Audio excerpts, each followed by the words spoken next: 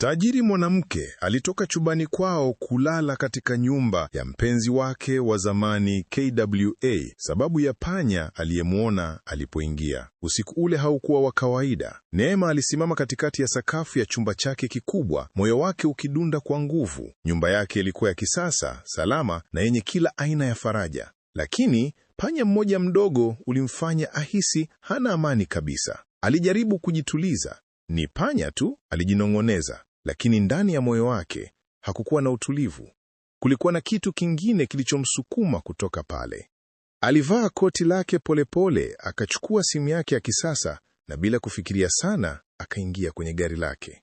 Barabara zilikuwa tulivu, taa za jiji zikimulika kama nyota, lakini mawazo yake yalikuwa mbali, yalimrudisha miaka iliyopita kwa mtu mmoja, Jabari, mwanaume aliyempenda kwa dhati kabla ya pesa kuingia katikati yao. Alipofika mbele ya nyumba ile ndogo ya kawaida, alipumua kwa kina. Hakuwahi kufikiria angerudi tena hapa. Aligonga mlango taratibu. Dakika chache baadaye mlango ulifunguliwa na macho yao yakakutana tena baada ya miaka mingi. Jabali alisimama mlangoni akimwangalia Neema kwa mshangao usiofichika. "Neema, ni wewe kweli?" Sauti yake ilikuwa ya chini, yenye hisia zilizofichwa kwa muda mrefu. Neema alijikaza kidogo, akajaribu kuonekana imara. "Nahitaji mahali pa kulala au usiku huu, tafadhali." Jabari hakujibu mara moja. Alimtazama kwa sekunde chache, kana kwamba anapima maamuzi ya moyo wake. Nyumba yake ilikuwa ndogo, tofauti kabisa na alivyomkumbuka Neema, mwanamke wa maisha ya kifahari mwenye mafanikio makubwa ya kifedha, lakini macho yake bado yalikuwa yale yale. "Mimi sina mengi ya kukupa," alisema polepole. Neema akatabasamu kidogo, kwa uchungu uliojificha. "Leo sihitaji mengi." Jabari akafungua mlango zaidi. "Karibu." Alipoingia, Neema alitazama ndani. Hakukuwa na vitu vya gharama kubwa. Hakukuwa na fahari, lakini kulikuwa na kitu kingine. Utulivu. Amani. Kitu ambacho alikuwa hajahisi kwa muda mrefu sana. Na kwa mara ya kwanza usiku huo, moyo wake ulianza kutulia. Lakini hakujua kuwa kurudi kwake hapa kungefungua siri ambayo ingebadilisha maisha yake milele. Neema alikaa kwenye kiti cha zamani sebuleni, mikono yake ikiwa imekumbatia begi lake kana kwamba ni kinga. Jabali aliingia jikoni bila kusema mengi. Baada ya muda mfupi, alirudi na kikombe cha chai ya moto. "Chukua," alimwambia kwa upole. Neema alikichukua, akakishika kwa mikono miwili. Joto lake lilimfikia hadi moyoni. "Hapa bado napika chai kama zamani," alisema kwa sauti ya chini. Jabali akatabasamu kidogo. Baadhi ya vitu havibadiliki. Kulikuwa na ukimya mzito kati yao. Ukimya uliobeba historia, maumivu na maswali yasiyoulizwa. "Ulipotea," Jabali alisema ghafla. Neema akainamisha kichwa. "Sikupotea, nilichagua njia tofauti." "Njia ya pesa?" Jabali aliuliza bila hasira, lakini kwa ukweli mzito. Neema hakujibu mara moja. Nje, upepo ulivuma polepole. "Nilidhani pesa zingefanya kila kitu kuwa rahisi," alisema hatimaye. "Lakini kuna vitu pesa haiwezi kununua." Jabari alimtazama kwa makini. "Kama nini?" Neema akainua macho yake akamwangalia moja kwa moja. "Amani." Na hapo ndipo ukimya ulipozidi kuwa mzito kuliko maneno yoyote. Usiku ulizidi kusonga mbele, lakini usingizi haukuwa karibu na Neema. Alilala kwenye kitanda cha wageni, akitazama dari ya nyumba ile ndogo. Kila sauti ndogo ilionekana kubwa, kama moyo wake ulivyokuwa ukizungumza naye. Aliinuka polepole na kutoka nje ya chumba. Sebuleni alikuta taa ndogo ikiwa bado imewashwa, na hapo alimwona Jabari. Alikuwa amekaa kwenye kiti, akitazama chini, mikono yake ikiwa imekamatana kana kwamba anabeba mzigo mzito. "Bado hujalala?" Neema aliuliza kwa sauti ya chini. Jabari alishtuka kidogo, kisha akatikisa kichwa. "Kuna vitu havikitii usingizi kirahisi." Neema akakaribia polepole. "Kama nini?" Jabari akacheka kwa uchungu. "Maisha." Kulikuwa na kitu kwenye sauti yake, kitu kilichomfanya Neema ahisi kuwa kuna mengi hajui. "Jabari," alisema kwa upole, "kuna nini kinaendelea?" Jabari hakujibu mara moja. Alisimama, Akatembea hadi dirishani, akatazama nje gizani. Kisha akasema kwa sauti ya chini sana, "Si kila kitu kilivyoonekana ulipoondoka." Neema alihisi moyo wake ukiruka. Kulikuwa na siri, na ilikuwa inaanza kujitokeza polepole. Asubuhi ilifika taratibu, mwanga wa jua ukiingia ndani ya nyumba ile ndogo kwa utulivu. Neema alifumbua macho, akahisi tofauti. Kulikuwa na amani isiyoelezeka, lakini pia kulikuwa na wasiwasi. Alitoka nje ya chumba na harufu ya chakula ikamkaribisha. Jikoni alimkuta Jabari akipika. Kwa muda mfupi alisimama tu akimwangalia. Hakukuwa na fahari, hakukuwa na pesa nyingi, lakini kulikuwa na utungu. "Kumbe bado napika vizuri," Neema alisema kwa tabasamu la polepole. Jabari akageuka, akamtazama. "Nilijifunza kuendelea hata bila wewe." Maneno yale yalimgusa moja kwa moja machoni, na kwa sauti nzito akasema, "Ukweli ni kwamba kuna kitu kilitokea baada ya wewe kuondoka, kitu ambacho kingebadilisha kila kitu kati yetu." Neema alihisi pumzi yake ikisimama. "Ni kitu gani?" aliuliza kwa sauti ya chini. Jabari hakujibu mara moja. Alitazama chini, kisha akasema, "Lakini huenda sasa umechelewa kujua." Neema aliketi kimya, macho yake yakimwangalia Jabari kana kwamba anatafuta majibu kwenye uso wake. "Mimi kuchelewa kujua ina maana gani?" aliuliza polepole. Jabari alivuta pumzi ndefu, akapumzika kwenye kiti chake. "Baada ya wewe kuondoka," alianza kwa sauti nzito, "maisha hayakuwa rahisi kama ulivyodhani." Neema alijikaza kusikiliza. "Nilipoteza kazi yangu wiki chache tu baada ya wewe kuondoka. Kodi iliongezeka na..." Akasita kidogo. "Na nini?" Neema alisukuma. Jabari akamtazama moja kwa moja. "Kulikuwa na mtu aliyenitegemea." Neema alikunja uso. "Mtu gani?" Jabari hakujibu mara moja. Alisimama na kuelekea dirishani. "Tena, kama jana usiku. Kuna mambo ambayo nilitaka kukuambia kabla hujaondoka, lakini hukuniweka nafasi." Maneno yale yalimgonga Neema moyoni. Alikumbuka jinsi alivyoondoka haraka, akichagua maisha ya pesa bila kusikiliza. "Jabari, huyo mtu ni nani?" aliuliza tena. Jabari akageuka polepole, lakini kabla hajajibu, kulikuwa na sauti ya mlango ikigongwa, na haikuwa ya kawaida. Mlango ulipogongwa tena, safari hii kwa nguvu zaidi, Neema alishtuka. Jabari alitembea kuelekea mlangoni, uso wake ukibadilika kidogo. Alipoufungua, msichana mdogo alisimama pale. Alikuwa na umri wa kama miaka 10, macho yake makubwa yakiwa yamejaa hofu kidogo, lakini pia matumaini. "Baba," alisema kwa sauti ya chini. Neema alihisi kama dunia imesimama. "Baba?" Alimtazama Jabari, kisha msichana yule, kisha tena Jabari. "Mara nyingi nakuambia usigonge mlango hivi asubuhi sana," Jabari alisema kwa upole, lakini hakuficha mshangao wake. Msichana alishika tumbo lake. "Nilikuwa na njaa." Jabari akashusha pumzi, akamkaribisha ndani. "Njoo." Neema alisimama pale, akili yake ikiwa imechanganyikiwa. "Jabari," alisema kwa sauti iliyokatika. "Huyu ni nani?" Jabari alimwangalia Neema kwa sekunde chache, kisha akasema kwa utulivu, "Huyu ni Amina." Neema akasubiri, lakini hakukuwa na maelezo mengine. Moyo wake ulianza kudunda kwa nguvu. Na, "Ni nani kwako?" aliuliza kwa hofu iliyojificha. Jabari akavuta pumzi polepole, kisha akasema, "Ni binti yangu." Maneno yale yalimchoma Neema kama sindano. "Binti yako?" alirudia kwa mshangao. Amina alisimama kimya, akimtazama Neema kwa macho ya aibu kidogo. Neema alihisi kitu kizito kikipita moyoni mwake, maumivu, wivu na mshangao kwa wakati mmoja. "Lakini, ulipataje mtoto?" aliuliza kwa sauti iliyotikiswa. Jabari hakukasirika. Alikuwa mtulivu sana. "Kuna mambo mengi yalitokea baada ya wewe kuondoka. Neema alitikisa kichwa. Hapana Jabari, hii sio rahisi hivyo. Ulisema ulinipenda. Nilikupenda, Jabari alisema kwa uhakika. Na bado. Akanyamaza.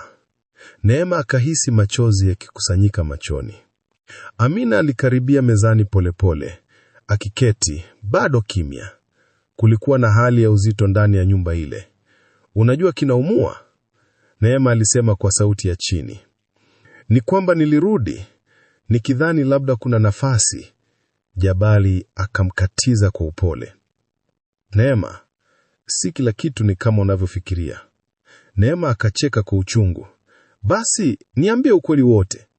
Jabali akamwangalia Amina, kisha akasema kwa utulivu.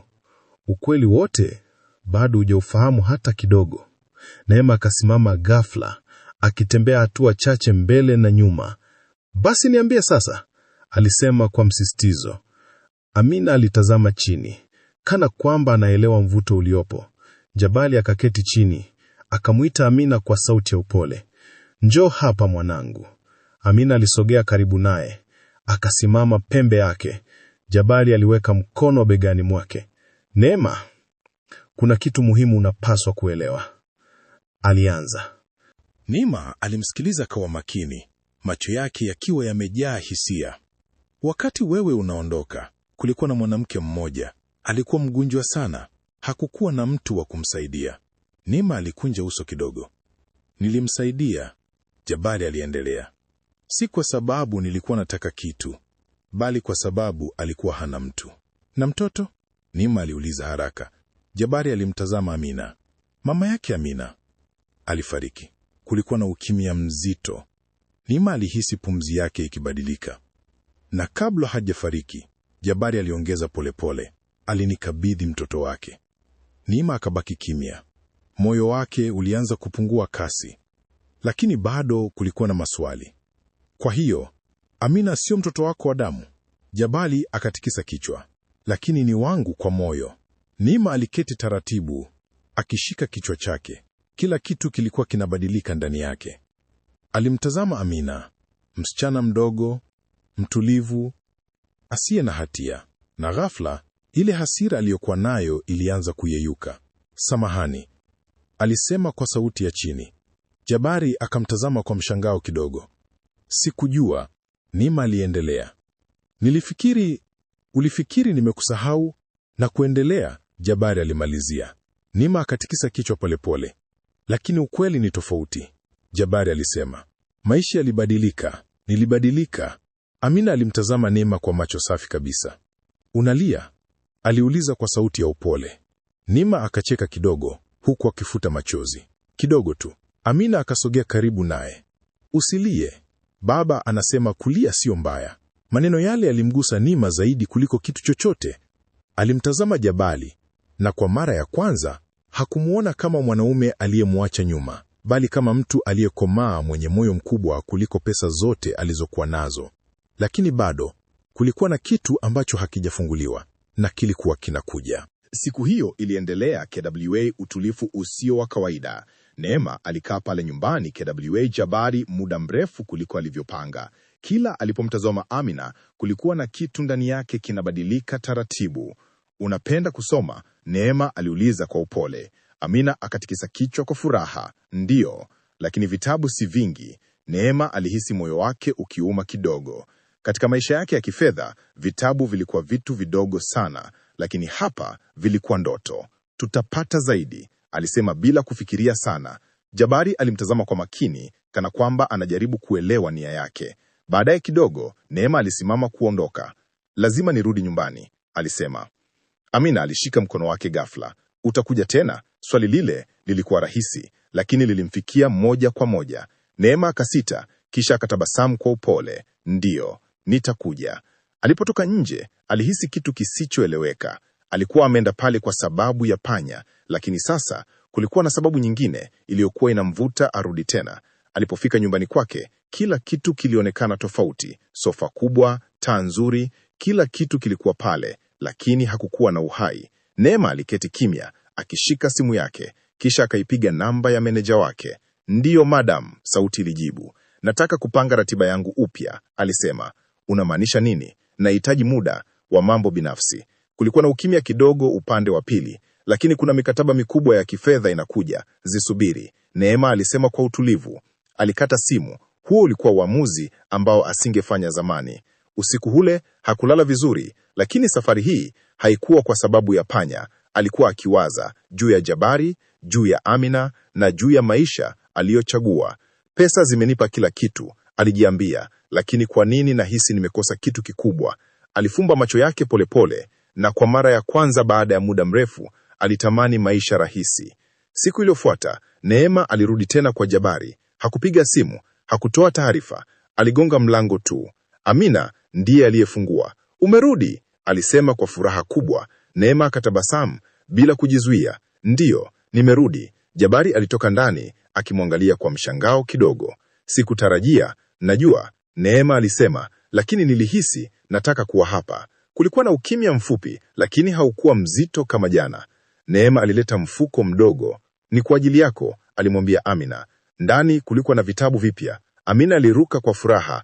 Asante. Jabari alimtazama Neema kwa macho ya shukrani, lakini pia tahadhari. Neema, usijaribu kununua furaha, alisema kwa upole. Neema akatikisa kichwa. Sijaribu kununua, najifunza kushiriki. Maneno yale yalikuwa ya kweli, na Jabari aliyaona, lakini ndani yake bado kulikuwa na kitu kilichomfanya awe makini, kwa sababu alijua Neema bado hajajua ukweli wote. Usiku ule walikaa nje ya nyumba kidogo wakitazama jua linavyotua. Amina alikuwa ndani akisoma. Unajua kitu kinanifanya niwe makini? Jabari aliuliza ghafla. Neema akamwangalia. Kitu? Wewe? Neema akatabasamu kidogo. Mimi tena? Jabari akatikisa kichwa. Ndiyo, uliwahi kuchagua pesa kuliko mimi. Maneno yale hayakuwa ya lawama, lakini yalikuwa ya ukweli. Neema alinyamaza. Nimebadilika, alisema kwa sauti ya chini. Jabari akamwangalia. Au maisha yamekuchosha? Neema hakujibu mara kwa mara. Kisha akasema, pingine zote mbili. Upepo ulivuma polepole. Kuna kitu sijakuambia, Neema aliongeza. Jabari akageuka kumtazama. Maisha yangu hayakuwa marefu kama unavyofikiria, alisema. Unamaanisha nini? Neema alivuta pumzi ndefu. Nililazimika kufanya maamuzi magumu, maamuzi ambayo bado yananiumiza hadi leo. Jabari alihisi kuna uzito kwenye maneno yake. Maamuzi gani? Aliuliza. Neema alimtazama moja akidabli kwa moja, lakini kabla hajajibu, Amina alipiga kelele kutoka ndani. Baba! Sauti ile ilikuwa na hofu, na ilibadilisha kila kitu ghafla. Walikimbia ndani haraka. Amina alikuwa amesimama pembeni ya meza akishika tumbo lake. Baba, naumwa, alisema kidabli kwa sauti dhaifu. Neema alishtuka. Jabari alimshika haraka. Ni wapi panauma? Amina alionyesha tumboni. Hali ilibadilika mara moja. Hakukuwa tena na mazungumzo ya zamani. Ilikuwa ni dharura. Tunampeleka hospitali sasa, Jabari alisema kidabli kwa haraka. Neema alichukua funguo za gari bila kusita.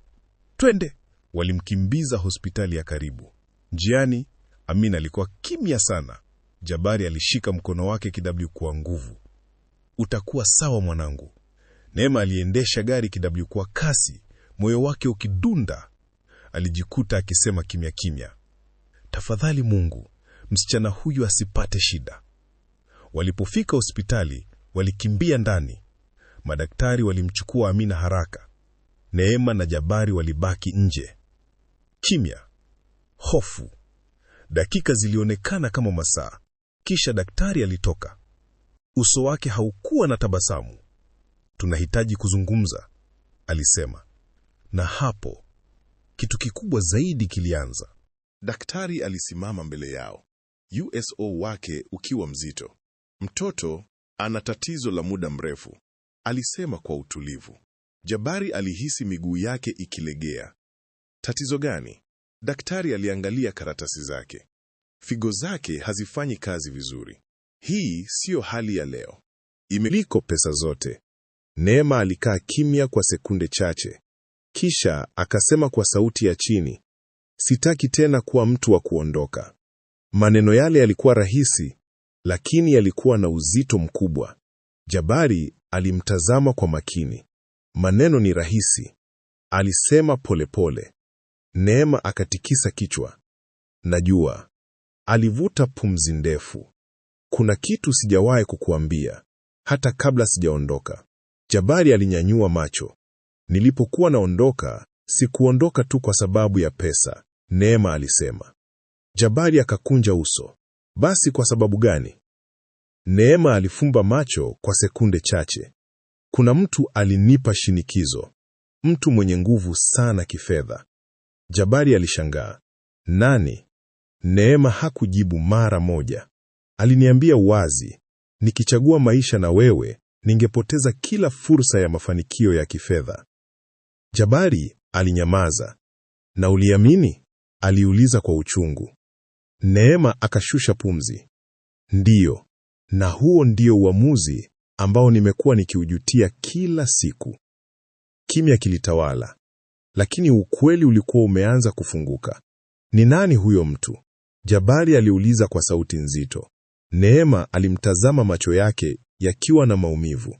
Ni mfadhili wangu wa zamani, mtu aliyenijenga kwenye biashara. Jabari alinyamaza. Alikuwa na nguvu kubwa sana, Neema aliendelea. Alidhibiti mikataba, fedha, kila kitu. Na alikuzuia kunichagua? Jabari aliuliza kwa uchungu. Neema akatikisa kichwa. Alisema mapenzi yangenifanya niwe dhaifu na ningepoteza nafasi yangu kwenye mafanikio. Jabari alicheka kwa uchungu. Na ukaamini pesa kuliko mapenzi? Neema hakukataa. Ndiyo, na nimekuwa nikilipa gharama ya uamuzi huo kila siku. Jabari alimtazama kwa muda mrefu. Kisha akauliza, na sasa, umerudi kwa sababu gani? Neema akajibu kwa utulivu. Kwa sababu nimegundua, mafanikio ya kweli sio kwenye akaunti ya benki. Kimya kilitawala tena. Lakini safari yecha yai kulikuwa na ukweli ndani yake. Dakika chache baadaye, daktari alirudi tena. Tumeanza kumpa matibabu ya muda, alisema. Lakini tunahitaji kupata mchangiaji wa figo haraka. Jabari alistuka. Mchangiaji? Ndiyo, lazima awe na ulinganifu wa damu. Neema alisimama ghafla. Pima yangu, alisema. Jabari aligeuka kumtazama. Neema, sina muda wa kufikiria sana, alisema. Fanya ni vipimo. Daktari alikubali. Baada ya muda, vipimo vilifanyika. Walikaa wakisubiri majibu. Dakika zilikuwa ndefu sana. Hatimaye daktari alirudi. Alimtazama Neema moja kwa moja. Kuna uwezekano mkubwa wa ulinganifu, Jabari alishtuka. Neema alifumba macho kwa sekunde. Kuna uwezekano? Aliuliza. Daktari akatikisa kichwa. Ndiyo, lakini kuna kitu kingine cha kushangaza. Neema na Jabari walimtazama kwa pamoja. Daktari akasema kwa sauti nzito, ulinganifu huu si wa kawaida kati ya watu wasio na uhusiano wa damu. Kimya kiligonga.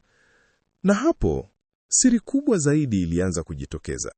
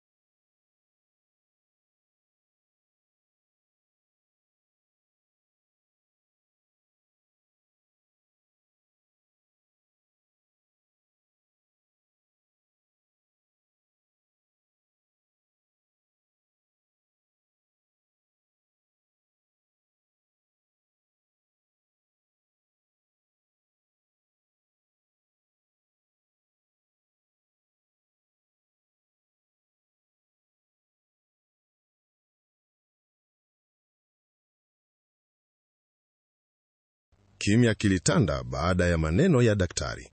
Jabari alimtazama Neema kwa mshangao. Ina maana gani? Si wa kawaida. Daktari aliweka faili chini. Kawaida, ulinganifu wa karibu hivi kutokea kati ya ndugu wa damu au wazazi na watoto. Neema alihisi mwili wake ukitetemeka kidogo. Hapana, alijisemea polepole. Jabari alikunja uso. Lakini Amina siyo mtoto wake. Daktari alimkatiza kwa utulivu. Ndiyo maana tunashangaa. Neema aliketi chini taratibu. Kichwa chake kilianza kujazwa na kumbukumbu. Miaka iliyopita, siku ile aliyofanya uamuzi wa kuondoka, kulikuwa na jambo alilolificha moyoni. Jambo ambalo hakuwahi kumwambia mtu yoyote. Daktari alisema kwa sauti ya chini, kuna uwezekano wa kufanya vipimo zaidi? Daktari akatikisa kichwa. Ndiyo, tunaweza kufanya vipimo vya kina kuthibitisha uhusiano wa damu. Jabari alimtazama Neema kwa macho makali. Neema, kuna kitu unaficha? Neema hakujibu mara moja. Moyo wake ulikuwa ukipiga kwa kasi kwa sababu ukweli ulikuwa unamkaribia. Walikaa kimya wakati vipimo vya kina vilipoanza. Jabari alitembea huku na huku, akijaribu kuelewa kilichokuwa kinaendelea. Neema alikaa kimya kabisa. Macho yake yalikuwa mbali. Kuna kitu kilitokea kabla sijaondoka, alianza kwa sauti ya chini. Jabari alisimama ghafla. Endelea. Neema alivuta pumzi ndefu. Siku ile nilipokuambia naenda, tayari nilikuwa na ujauzito. Maneno yale yaligonga kama radi. Jabari alibaki kimya. Nilikuwa na hofu, Neema aliendelea. Hofu ya kupoteza kila kitu nilichoahidiwa. Mafanikio, pesa, maisha bora. Machozi yakaanza kumtoka. Niliambiwa wazi, mtoto angeharibu kila kitu. Jabari alisogea karibu, uso wake ukiwa umejaa mshangao na maumivu. Ulimfanya nini mtoto? Aliuliza kwa sauti iliyotikiswa. Neema akafumba macho. Sikujua kilichotokea baada ya hapo. Jabari alishtuka. Una maana gani? Neema alitikisa kichwa polepole. Niliachwa hospitalini nikiwa dhaifu, nao waliniambia mtoto hakuweza kuishi. Kimya kilizidi kuwa kizito, lakini ukweli ulikuwa bado haujakamilika. Jabari alihisi hasira na maumivu yakipanda ndani yake. Kwa hiyo uliamini tu? Aliuliza kwa sauti nzito. Neema alinyamaza, machozi yakimtiririka. Sikuwa na nguvu ya kupigana, alisema. Nilikuwa peke yangu. Jabari aligeuka pembeni, akishika kichwa chake. Na miaka yote hii hukuwahi kutafuta ukweli? Neema akajibu kwa uchungu. Kila siku nilikuwa naogopa kujua. Kimya kilitawala tena. Dakika chache baadaye, daktari alirudi. Uso wake ulikuwa mzito, lakini pia ulikuwa na uhakika. Tuna majibu, alisema. Jabari na Neema waliinuka kwa pamoja. Daktari aliwatazama kwa makini. Kutokana na vipimo vya vinasaba, alisimama kidogo. Kisha akasema, Neema, wewe ni mama mzazi wa Amina. Dunia ilisimama. Neema alihisi miguu yake ikilegea kidogo. Jabari alirudi nyuma kidogo, macho yake yakiwa yamejaa mshangao usioelezeka. Na ukweli wote ulikuwa umefika wazi. Neema alianguka kwenye kiti, machozi yakimtiririka bila kujizuia. Haiwezekani, alisema kwa sauti ya chini.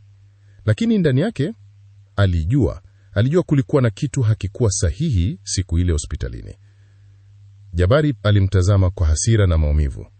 Ulinificha mtoto wangu, alisema kwa sauti iliyovunjika. Neema alitikisa kichwa haraka.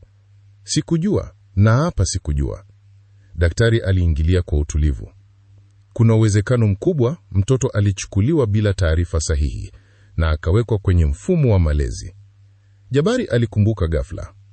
Siku moja nilipata taarifa ya mtoto aliyetelekezwa hospitalini. Aliinua macho yake polepole. Ndiyo Amina. Kimya kilitawala tena.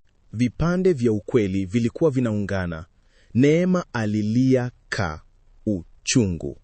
Miaka yote mtoto wangu alikuwa hai. Jabali alishusha pumzi kwa nguvu. Na mimi nilikuwa namlea bila kujua ni wetu. Kulikuwa na maumivu, lakini pia kulikuwa na muunganiko wa ajabu. Hatima ilikuwa imecheza mchezo wake. Dakika chache baadaye waliruhusiwa kumwona Amina. Alikuwa amelala, dhaifu, lakini bado ana pumzi. Neema alikaribia kitandani pole pole. Alimtazama macho yaliyojaa machozi. Mwanangu, alisema kwa sauti ya chini sana. Jabari alisimama pembeni, kimya. Mara ya kwanza walikuwa pale kama familia, lakini bado kulikuwa na hatari. Daktari alikuja karibu. Tunahitaji uamuzi wa haraka, alisema. Neema aligeuka. Nitatoa figo yangu, alisema bila kusita. Jabari alimtazama. Huu ni uamuzi mkubwa, alianza, lakini Neema alimkatiza. Nilimpoteza mara moja, sitapoteza tena. Maneno yale yalikuwa ya mwisho. Hakukuwa na mashaka. Jabari alishusha pumzi polepole na mara ya kwanza tangu walipokutana tena, aliona Neema yule aliyempenda zamani, lakini sasa alikuwa bora zaidi. Siku ya upasuaji ilifika haraka kuliko walivyotarajia. Hospitali ilikuwa kimya, lakini mioyo yao ilikuwa na kelele. Neema alikuwa amekaa kitandani, akijiandaa kupelekwa chumba cha upasuaji. Jabari alisimama pembeni yake. Hakukuwa na maneno mengi. Uko tayari? Aliuliza kwa sauti ya chini. Neema akamtazama, akatabasamu kidogo. Sijawahi kuwa tayari hivi maishani. Jabari alishika mkono wake. Asante, alisema kwa sauti iliyovunjika.